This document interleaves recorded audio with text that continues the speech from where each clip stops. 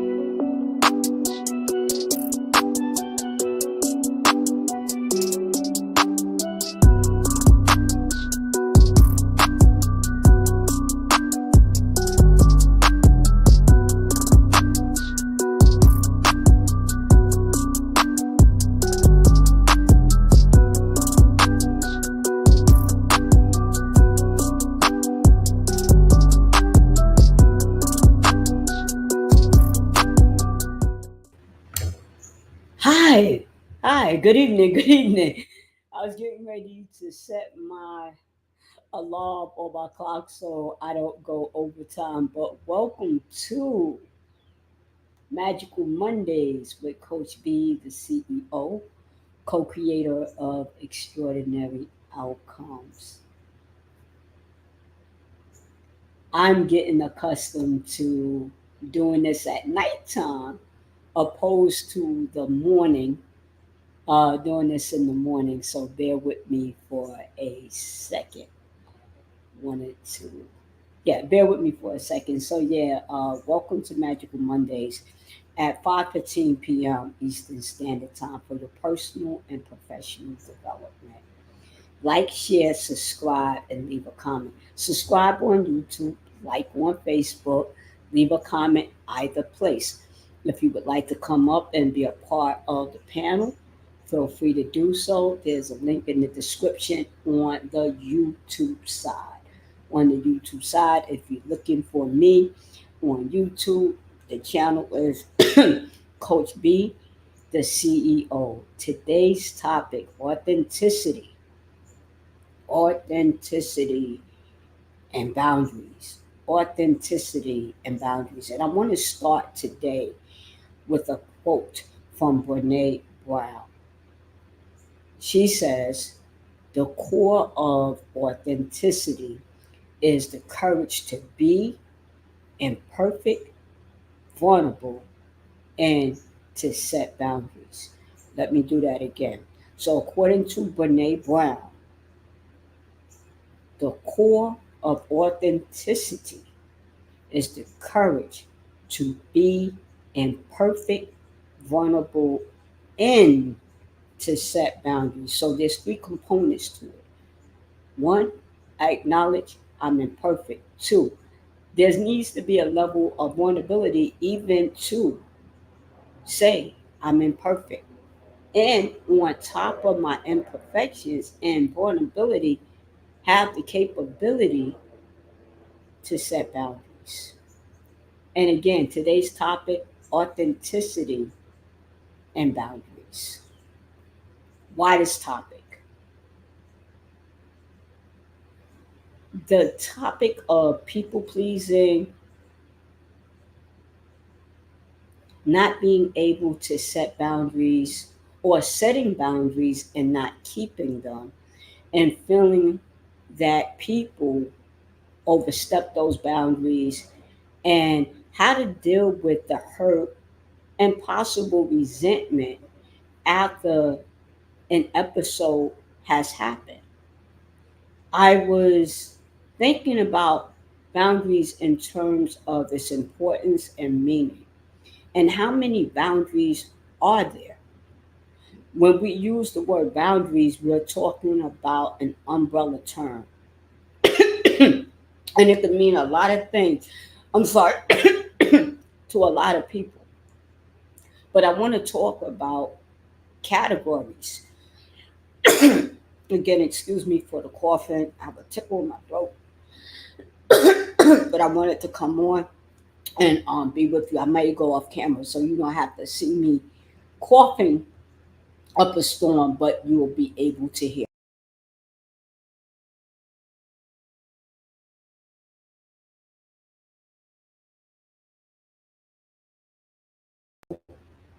So I'm still here. You don't have to see me coughing, but you may hear me coughing. But I wanted to talk about categories of boundaries. So there's emotional boundaries, there's physical boundaries, there's financial boundaries, there's emotional boundaries, mental boundaries, work related boundaries. And there are a few others that come to mind.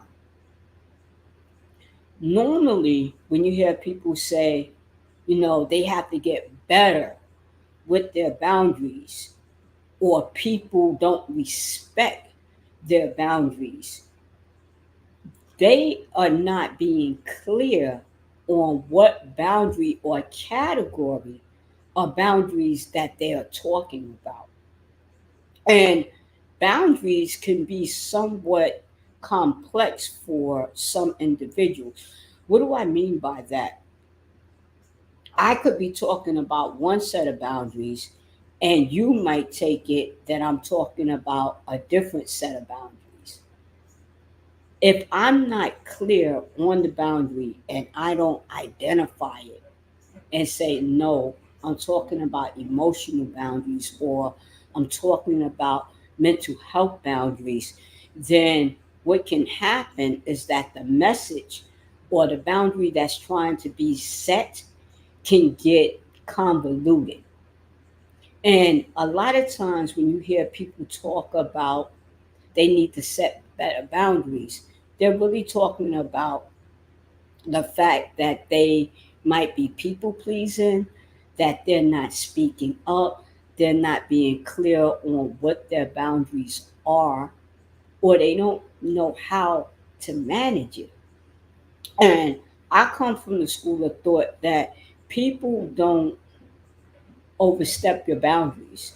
What happens is we move the boundary line. So if I'm people pleasing, I might say, well, don't do X, Y, and Z. But because I want to get along with people, or I might be afraid of getting somebody upset, they may not speak to me anymore, I might take that into consideration and go, oh, that particular thing wasn't nothing. But what happens is when I move the boundary line, then I'm upset with myself. Now, if you could relate to this, put this in the chat.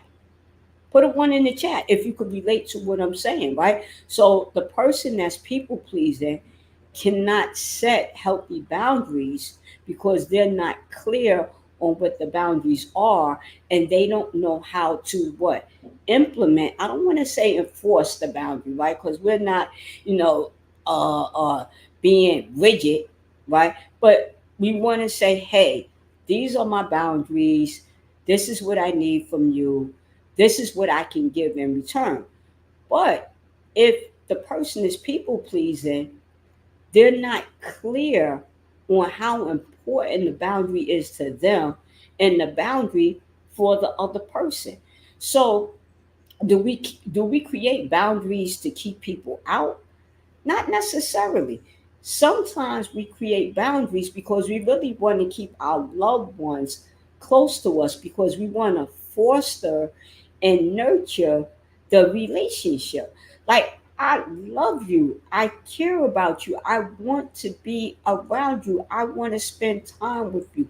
In order for me to do that, there's a level of safety involved, and in order for that to happen, I don't want you to feel unsafe. I don't want to feel unsafe. So, how can we agree? How can we agree on what the how can we agree on what the boundary looks like? So, I'll give you an example. And I like to use myself and not talk about other people in the hopes that you can glean something from what I'm saying. So let's say, for example, time management. Time management is a boundary. Time management is a boundary, a personal boundary and a professional boundary. So let's say, for instance, you have a hard stop at 5 o'clock.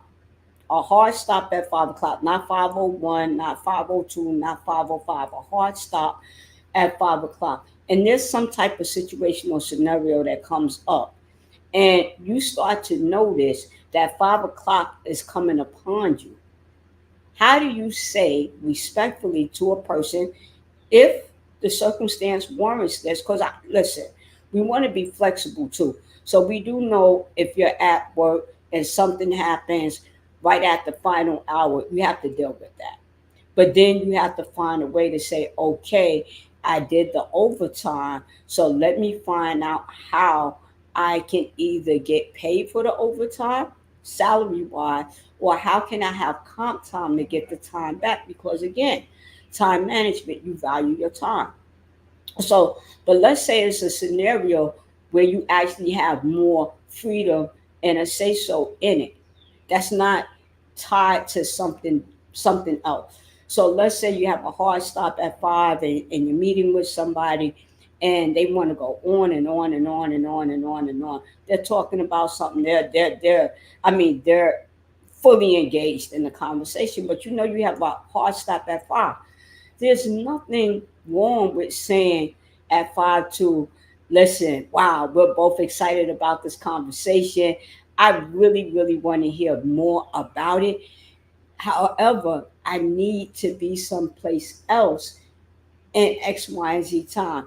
And I really need to end this conversation at 5 o'clock. Again, if situations and scenarios are permissible, what do I mean?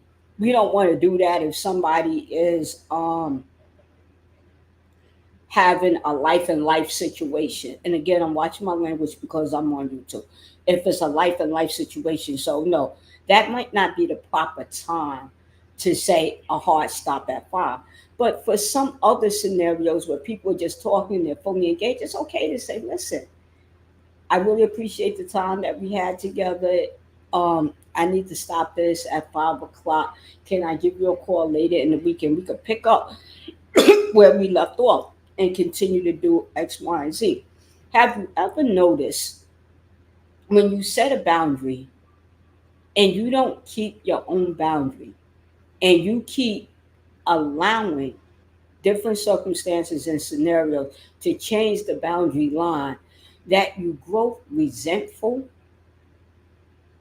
Do you notice that you may grow angry?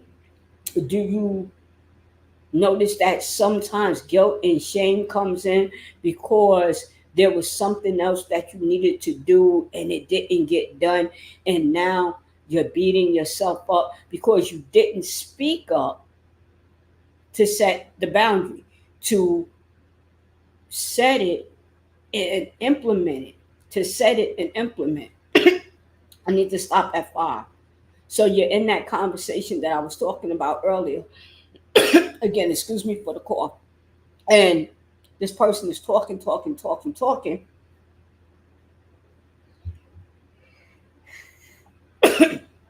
talking, talking, talking. And now it's 5:45. You're 45 minutes beyond your 5 o'clock hard stop line. So, yes, you appease the person by being with them and listening to them.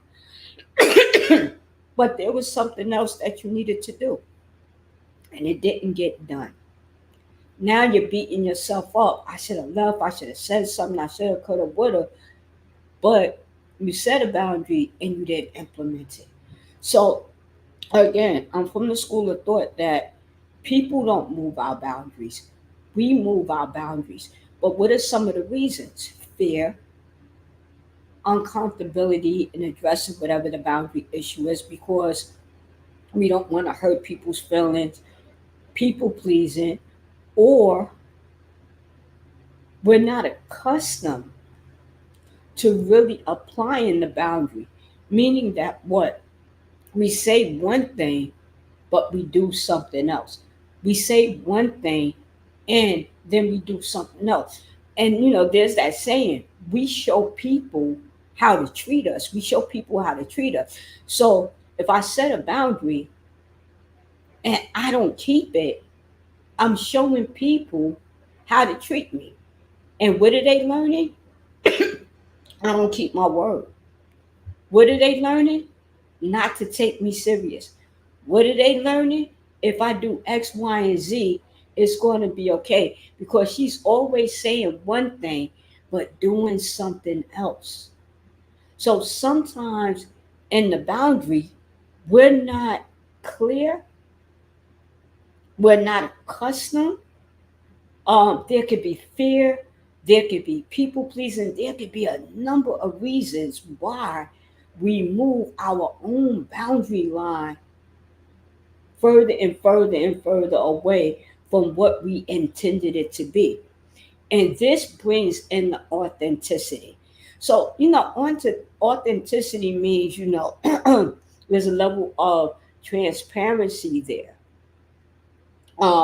There's a style of communication that's there in authenticity.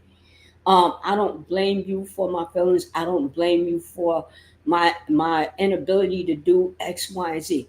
None of that's there, because in authenticity, I'm going to take responsibility for myself, and I'm not going to blame others for what I do.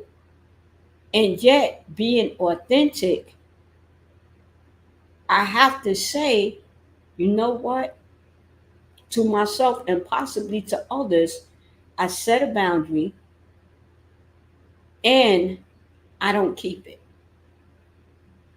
Now, this could speak to the vulnerability, because a lot of times we want to look good, we want to sound good. But the vulnerability will say to us that, you know what, I need to take a look at that I give my word to something and I don't keep it. And it could be little things, what we might perceive as little things, or it could be big things. What's true is, at the end of the day, it is still you not keeping your word with you. And if you're not keeping your word with you, then chances are, the likelihood is that you're not keeping your word with other people. Now, where's the authenticity come in? You have to admit, you know what? I'm not keeping my word to myself. I'm not keeping my word to other people. Let me pull back the cover and take a look at what's underneath that. Is it fear? Is it doubt? Is it people pleasing? I don't want people to be mad. I don't want people to be upset. I don't want them to stop speaking to me. I need something from them. What are some of the reasons why? Why you're not implementing the boundaries that you set? We have to be honest with ourselves, be transparent with ourselves so that we can do what? Be transparent with other people. So Brene Brown, I'm going to repeat what she says. She says the core of authenticity is the courage to be imperfect, vulnerable, and to set boundaries.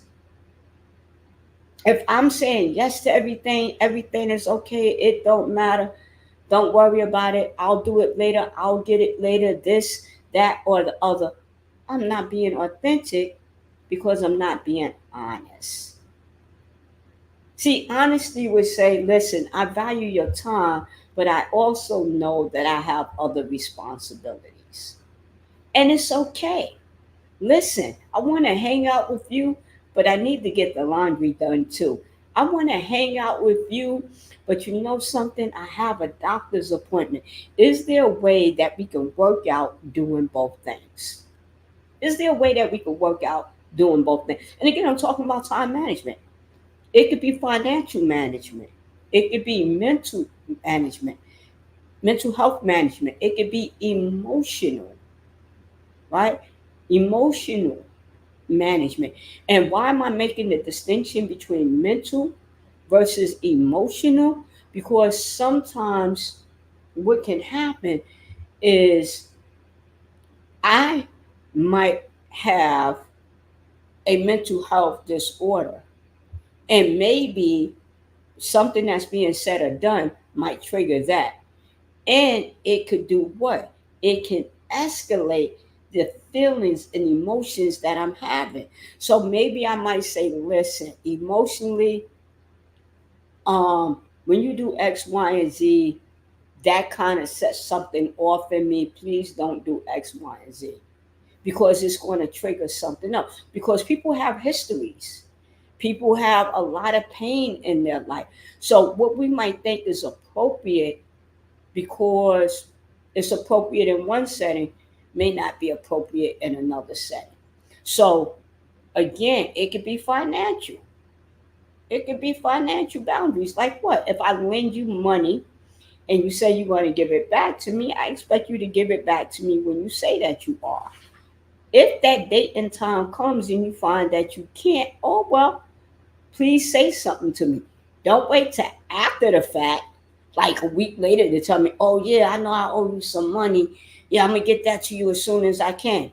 That's unacceptable because you knew prior to not paying me back that you weren't capable of doing it. That's a good time to say, hey, listen, I know I owe you some money. Things didn't pan out the way I thought. I won't be able to do it. Can I give you another date to do X, Y, and Z? And then guess what? It's up to the person to say yes or no. Here's boundary management. Let's say they say yes.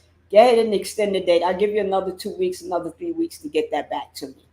It's not that important. I don't need it now. I'll give you another 2 to 3 weeks to get it back. But let's say the 3 weeks come, but the person doesn't pay you back.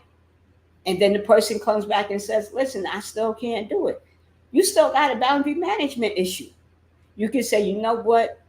It's fine. Pay me when you get it, or you could just write it off. But here comes the new boundary. Let me know. Let me let you know.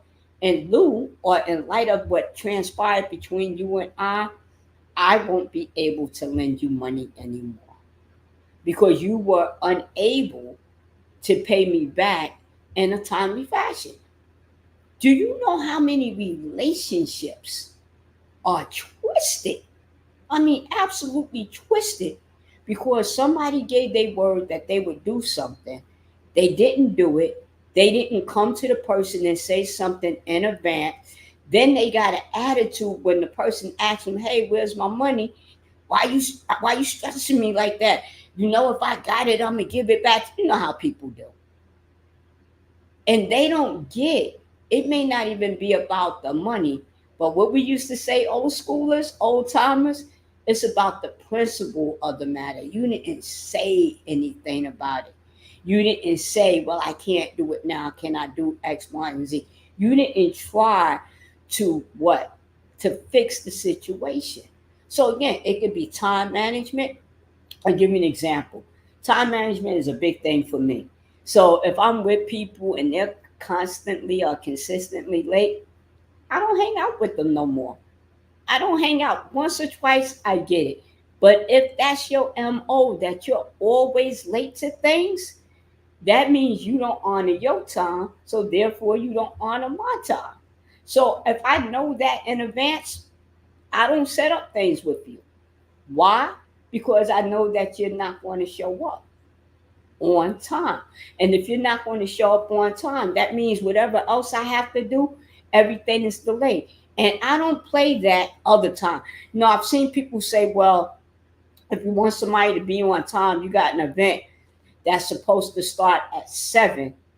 Tell the person that it starts at 6:30 so that they could be there by 7 because people are always late. See, I'm not going to co-sign that, and I'm not going to enable you with that.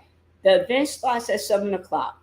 If you state that you're going to be there at 7 o'clock, it is your responsibility to show up at 7 o'clock. And if it's one of those things where your presence is really important for you to be there at 7 o'clock, and I know that you have time management issue, whatever that thing is, we're not doing it because I can't rely on you to keep your word. So I set a boundary. I know that about you. I don't do that with you. Now, if you're the type of person that you give your word and it's like, what do they say, a rare moon that you don't show up on time, I got your back. We could work with that. But if you're constantly, consistently having time management problems, and your rebuttal to the situation is, well, I'm always late. Why are you worrying? I'm gonna show up. What's wrong? I do not operate and work with people like that. That's a boundary management issue for me. Right? So how do I do it? I don't deal with it. I don't deal with it. It's unacceptable behavior. It's an unacceptable behavior. And when people say, well, that's a black person thing. People, black people got colored people time. That is so insulting. So insulting to put the whole community in this box and say, well, we don't want colored people time. That colored people can't manage time. Or we ride with it and go, well, you know what? It's colored people time. We wasn't going to be here at 7 o'clock. We're going to get in when the wind blows in. Nah, I'm not on colored people time because you know what I realized? Time don't have no color. Time don't have no color. Right? So I'm not on colored people time. But whoever came up with that narrative and that philosophy and that way of thinking and being, I'm not with it. Time doesn't have color. And time is a commodity that you can't get back. So for me, time management is important. Giving your word is important. So those are two areas that I'm illustrating: financial, time. What are some of the areas that you need to set boundaries in? Like I said, there's different categories. It could be emotional, it could be mental, it could be financial, it could be physical, it could be spiritual. What are the areas where you need to set and implement some boundaries? And again, pull back the cover a little bit and start looking, start examining, start exploring, discovering, whatever language you want to use. What is preventing you? And that's the coaching question, right? What is preventing you from setting and implementing boundaries? And then ask yourself, what would the quality of your life look like if you actually implemented the boundaries, irrespective of the fear, the doubt, the people pleasing? How would your quality of life actually change if you did not, notice the question, if you did not feed into fear, the fear, the fear of losing somebody, upsetting somebody because of people pleasing? How would the quality of your life change? So, again, authenticity. Brene Brown, the core of authenticity is the courage to be imperfect, vulnerable, and to set boundaries. Nobody's saying that it's going to be easy. Nobody's going to say that it's easy. I'm not saying that, but it's not difficult neither. So I'm not going to give boundaries a bad rap. It's not difficult. What it is, though, is consistency. Being constant and consistent with the boundary. And sometimes there's some exceptions to the rules. Got it. But if you're always making exceptions to your particular boundary, then you don't have no boundaries. You're just out there living it as it comes. You're just living it as it comes. Listen, it's been a great joy to speak with you tonight. Again, we changed the time from 7:30 a.m. Eastern Standard Time to 5:15 p.m. Eastern Standard Time. And we changed the title a little bit, right? So before it was Monday Morning Magic, and now it is Magical Mondays with Coach V, right? I still want to keep the magic, still want to do it on Monday, but I wanted to be able, as you see earlier, I'm coughing. And some people might say, well, if you're coughing, don't do the video. Go do something else. Go take care of your health. But as you can see, it comes and it goes. It wasn't a real big reason for me not to come and give at least 15, 20 minutes, well, 30 minutes of my time to be out here and connect with the audience, to connect with you. My name is Coach B, the co-creator of Extraordinary Outcomes. Thank you for being here, and I'll see you next Monday.